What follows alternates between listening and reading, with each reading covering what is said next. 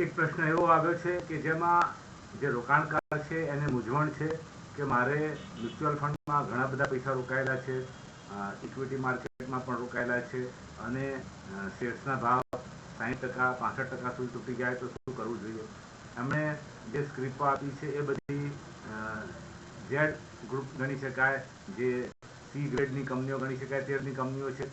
કારણ કે એ momentum change કરવા ગયેલા આજથી 6-8 મહિના પહેલાં, જ્યારે શેર્સ બજાર એકદમ તેજીમાં હતું, જ્યારે આલતુ ફાલતુ કંપનીઓના ભાવ પુષ્કળ વધી રહ્યા હતા, ત્યારે તેમણે ઓછામાં ઓછા 2-2.5-3 લાખ રૂપિયાનું રોકાણ કર્યું છે અને એમાં એમને આજની તારીખમાં 50% ઉપર નુકસાન થઈ રહ્યું છે.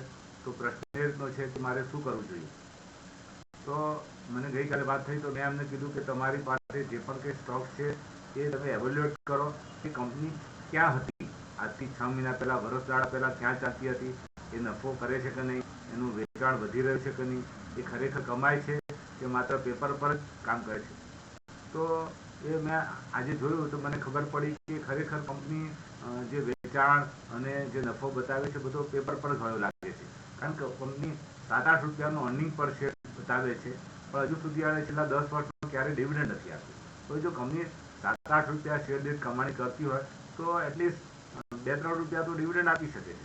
કંપનીના મેનેજમેન્ટની કોમેન્ટ્રી પણ એવી નથી કે જેમાં ગ્રોથ બતાવતા હતા. માત્ર કંપનીઓ કહેવાય કે પ્રમોટર્સ બજારની તેજીનો લાભ લેવા માટે ભાવને ઊંચે ખેંચે અને ધીરે ધીરે પોતાનું હોલ્ડિંગ ઓછું કરે. તો મેં એ પણ રેકોર્ડ જોયો કે છેલ્લા 2 વર્ષમાં પ્રમોટર્સનું હોલ્ડિંગ જે 60% જેવું હતું અત્યારે ઘટીને માત્ર 10%ની નજીક આવી ગયું છે. એટલે એ બતાવે છે કે પ્રમોટર્સે ઊંચા ભાવે શેર વેચ્યા છે અને સામાન્ય લોકોની પાસે આવી ગયા છે.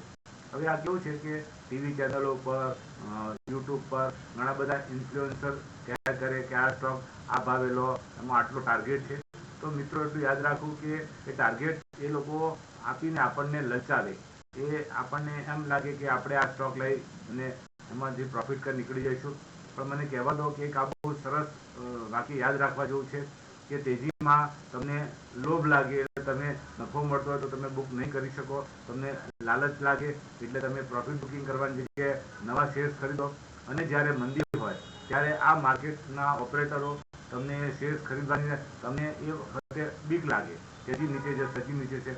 એટલે જે ઓપરેટરની સ્ટ્રેટેજી હોય છે કે તેજીમાં તમને ખરીદવા લોલાચ આપે, વેચવાની સલાહ નહીં આપે, વેચવા માટે તમને શું કહેવાય એમ લાગે કે અત્યારે તો હજી ભાવ વધે છે, શું કામ વેચવું છે.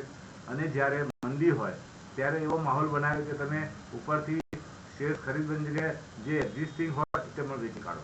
એટલે કહેવાનું મતલબ એમ છે કે રોકાણકારોને બંને બાજુ માર પડે. રોકાણકારો પોતાનો નફો ગઢે નહીં બાંધી શકે અને જ્યારે નીચા ભાવે શેર ખરીદવાનો સમય હોય ત્યારે એ બીકના મારે નીકળે. આમ જે નાના રોકાણકારો છે, નાના રોકાણકારો માટે એટલી ખરાબ હાલત છે કે તે લોકો આ રીતે ઓપોર્ચ્યુનિટી હોય તો ઓપોર્ચ્યુનિટીને મિસ કરે છે. અને એટલા માટે જ અમે કહીએ છીએ કે જો તમે આ બધો સ્ટડી ન કરી શકતા હોય તો પ્રોફેશનલ મેનેજમેન્ટવાળી કંપનીઓ જે મ્યુચ્યુઅલ ફંડ ધરાવે છે એ ના NFO હોય કે બીજા બધા જે ચાલુ હોય સ્કીમો એમાં રોકાણ કરો તો એટલીસ્ટ તમને ઊંચા ભાવે કોઈ આલતુ ફાલતુ કંપનીમાં તો તમે ફસાઈ નહીં જાઓ.